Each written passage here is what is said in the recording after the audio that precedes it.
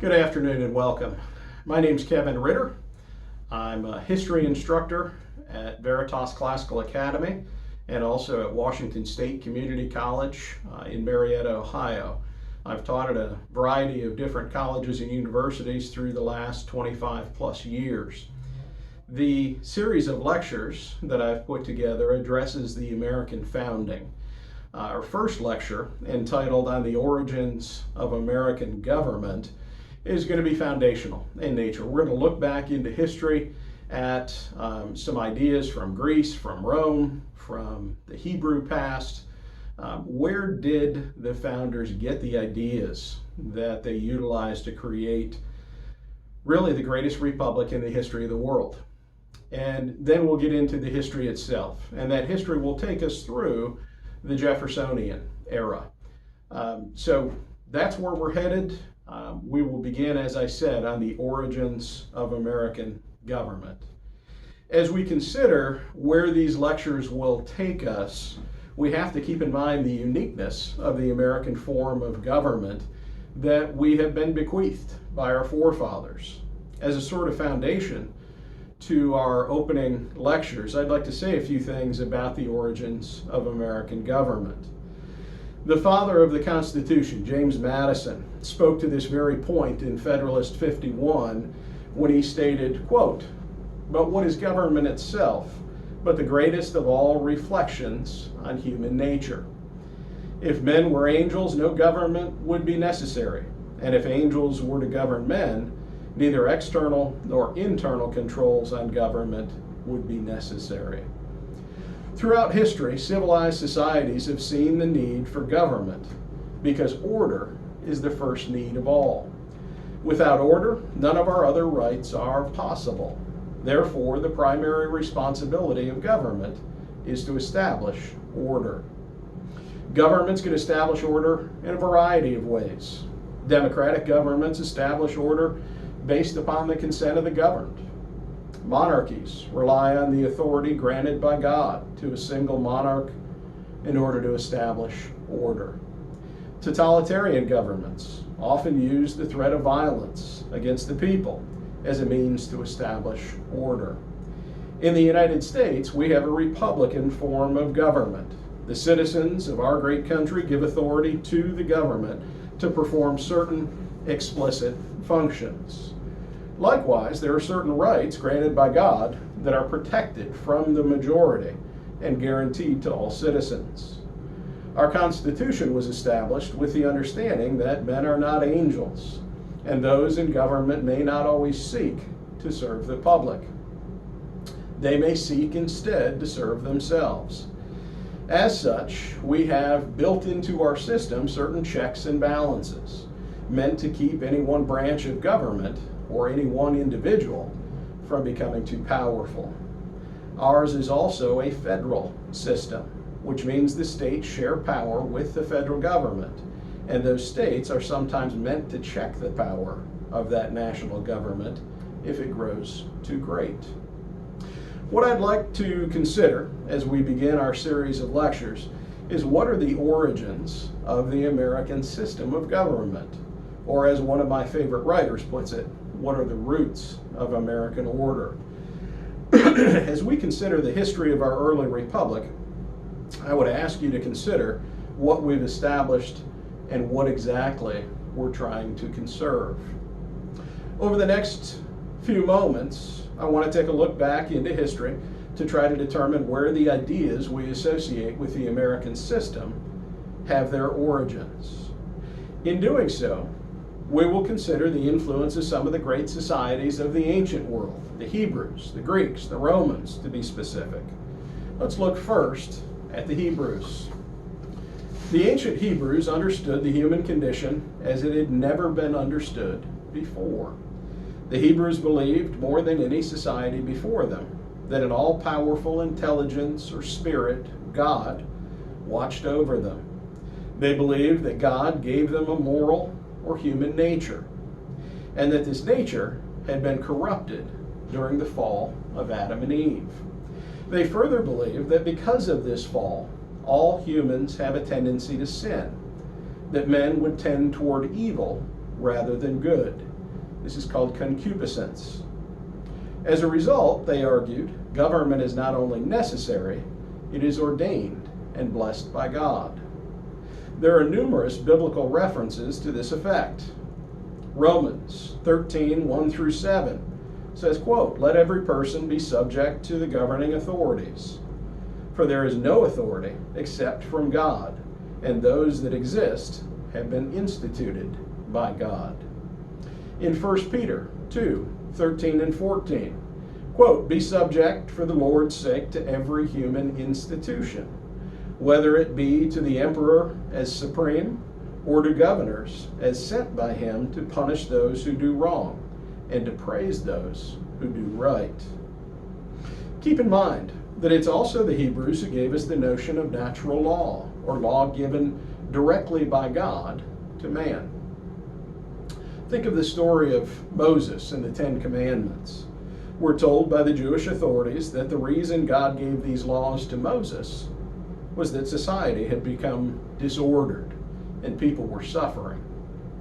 So we also get from the Hebrews the idea that certain laws are ordained by God rather than simply created by man. Think of the difference between a foundational law given by God, something like "thou shalt not kill," and a more mundane law created by man, something like our speed limit, possibly. You can only drive 55 on this portion of highway. The Hebrews further observed that while God's laws are unchangeable, man's laws can be altered by any new majority or by the whim of a ruler.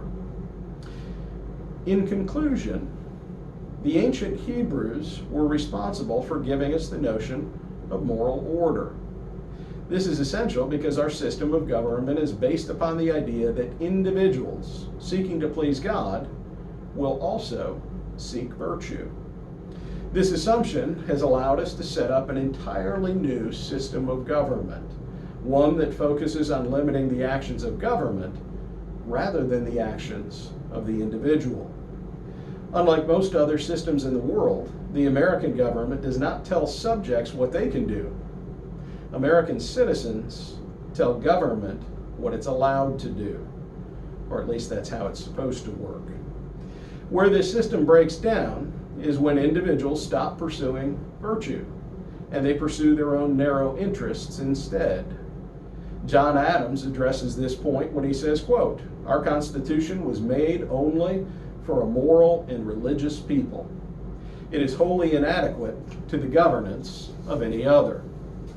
So the Hebrews have a profound impact on this American system. So do the Greeks. The Greeks may seem an odd choice as far as a society that influenced our current system of government because they never learned to live together in peace and justice. Greek city-states were always at war, and individual rights were defended usually by armies rather than ideas. What the American founders found useful in the Greek experience was that it served as a cautionary tale of class conflict, disunity, violence, private and public arrogance, and civil collapse. In many ways, the Greek example gave the founders an example what not to do. Despite that, it's true that Western civilization could not have come into existence without certain Greek gifts. Either in spite of, or maybe because of, their constant infighting, the Greeks identified one of the greatest threats to good government. That's the vice of hubris, or overweening arrogance. Defined, as I said, as overweening arrogance, we have many examples of bad Greek government that came as a result of this very human vice. The Greeks failed to achieve freedom and justice, largely due to the weakness of their religion. Rather than existing as universal notions as they did in Hebrew culture, freedom and justice were seen merely as relative terms in the Greek world. These concepts varied considerably in strength, depending upon the city-state in question. Still, the Greeks sought both freedom and justice. The best example of the American founders, or the best example, Greek example to the American founders, was a man by the name of Solon, a 6th century BC Greek reformer who sought to bring freedom and justice to Athens. The political and intellectual leaders of the young United States would further profit from the tragic example of disunity provided by the Peloponnesian War. After this disastrous war, the Greek philosopher Plato dedicated himself to determining how best to recover order.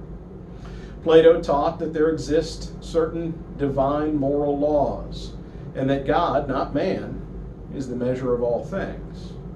He believed strongly that you can only bring order to society by first bringing order to individual men's souls.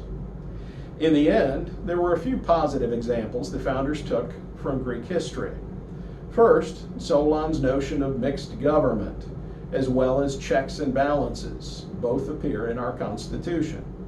Second, Aristotle's teachings influenced the founders on the importance of community. A man in solitude must either be a beast or a god, said Aristotle. It is only in community that human beings realize their aim in existence. They become fully human only by becoming part of a community. Third, Plato taught the Western world the importance of the common good through justice. In the words of Russell Kirk, quote, Plato reminded men there endures a realm of ideas more real than mere appetite. He affirmed that the unexplained life is not worth living. And he insisted that if men's souls are disordered, society becomes no better than a cave or a dust storm. Many of these very ideas will be echoed by the American founders in the late 18th century. A third group, historically speaking, that has a profound impact on the American founders are the Romans. The Romans' greatest contribution to the American understanding of good government is their respect and reverence for the rule of law. This is the notion that all are subject to the law, that no man stands above it, and that the law is the same yesterday, today, and tomorrow. This is the notion that began with the Assyrian king, Hammurabi, when he first posted his laws, known as Hammurabi's Code, posted those for all to see. By posting these laws publicly, his subjects were made to understand that the laws applied not only to them, but to the rulers as well, and without prejudice. A second Roman influence on the American system of government is the notion of public virtue. Worth as a Roman citizen was determined by the extent that you lived out the manly Roman virtues. There was a level of discipline and incorruptibility to this Roman system. A third influence, and here the Romans draw from the Greeks to a certain extent, a third influence of the Romans is their system of checks and balances and of mixed government. The greatest chronicler of Roman government, Polybius, believed that Romans had created the perfect government with a mixture of the monarchical, the aristocratic, and the democratic. The Roman institution of checks and balances in politics and the separation of powers would be imitated in the structure of government created in the United States.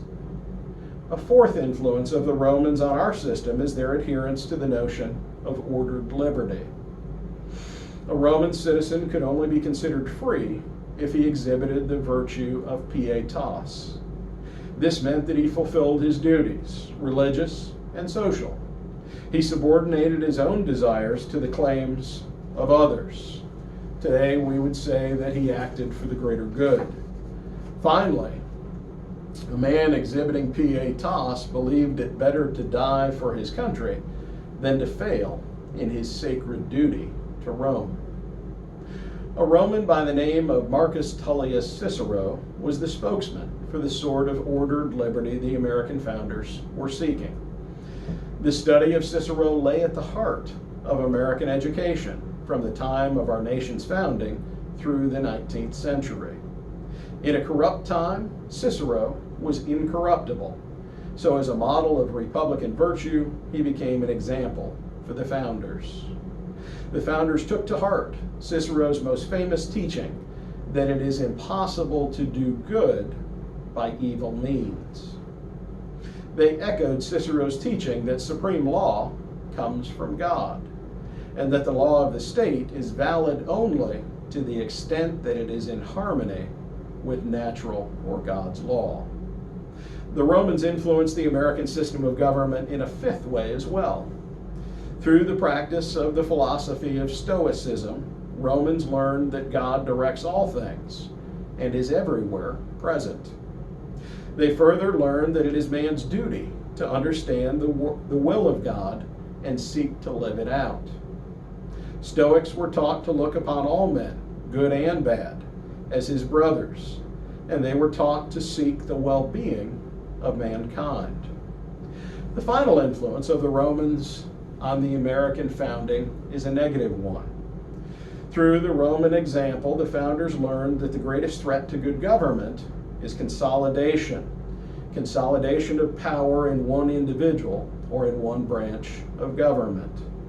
By the time the Emperor Diocletian rose to power in the 3rd century AD, the entire Roman imperial structure was grossly over-centralized. In order to summon the authority needed to rule, Diocletian sided with the impoverished populace against the leading citizens of Rome. This system of class warfare tore the empire apart and eventually led to its destruction. So the Hebrews, the Greeks, and the Romans all have a profound impact on the American founding. There have been a variety of other influences on the American form of government as well, but most historians would agree the American system is primarily a product of what the founders learned from the ancient Hebrews and Greeks and Romans. Forgotten today, the last signer of the Declaration of Independence to die was a man by the name of Charles Carroll of Carrollton, held in high esteem by his colleagues both for his rhetorical skill and for his steady virtue. He was known as the American Cicero. This nickname is just one indication that the founders fully understood the debt that they owed to the ancients in crafting the longest lasting Republican government in the history of the world. I go through this very short political science lesson so that you can keep in mind the sorts of ideas that were percolating in the period we're considering. Ultimately, we give our time to the study of the early American Republic because we see something in it that bears conserving. That's where we're headed next with Lecture 2. Thanks very much.